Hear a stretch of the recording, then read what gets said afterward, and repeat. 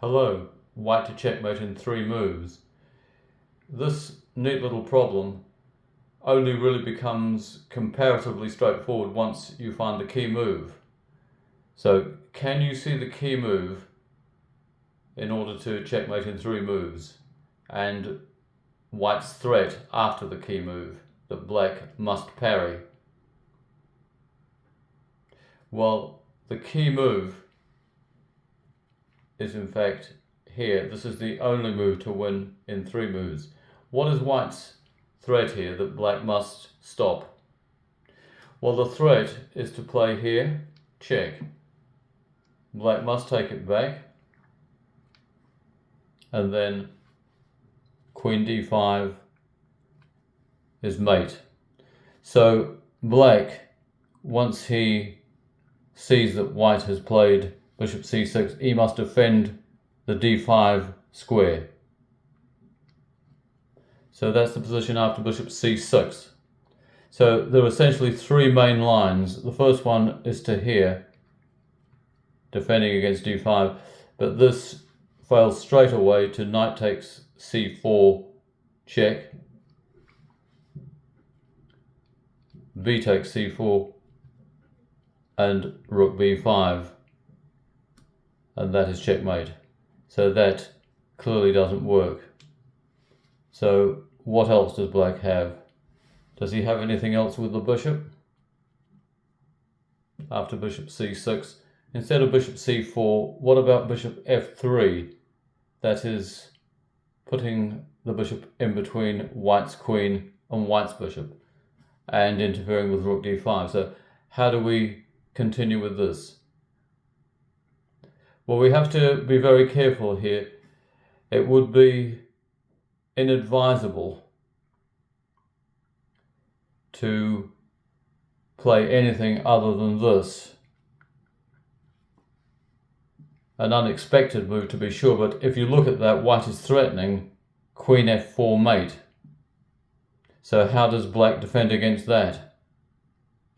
Well, he's only one defense, and that is to here. So how does white finish this game?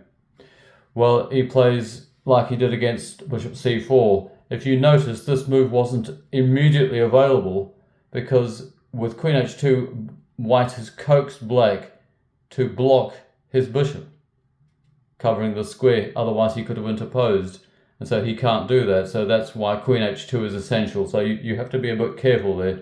Find queen h2 and you wrap things up.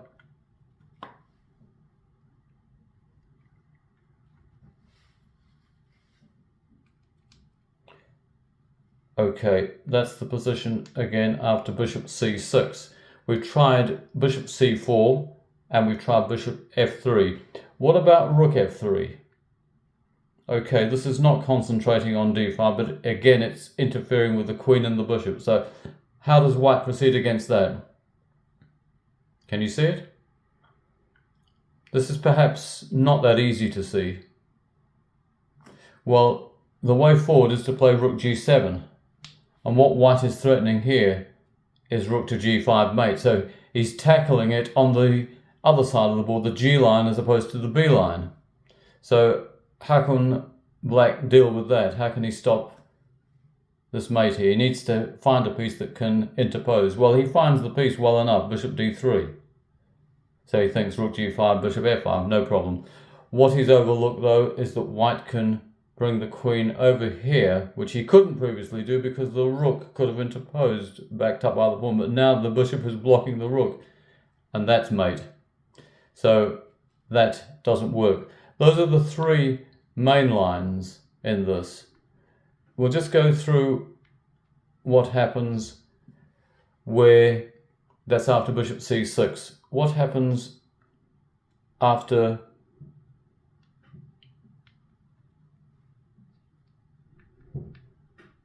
f3? Now that is interfering with the queen and the bishop, of course, isn't it? Well, we just need to look at queen h2, and that's an immediate checkmate. That wouldn't ordinarily feature in the solution because it's a mate in 2 moves, not in 3, so it's not really to be considered. But I thought I'd mention it anyway because it does block that h1 to a8 diagonal, and so there it is for anyone who was curious. I hope you enjoyed that, and goodbye for now.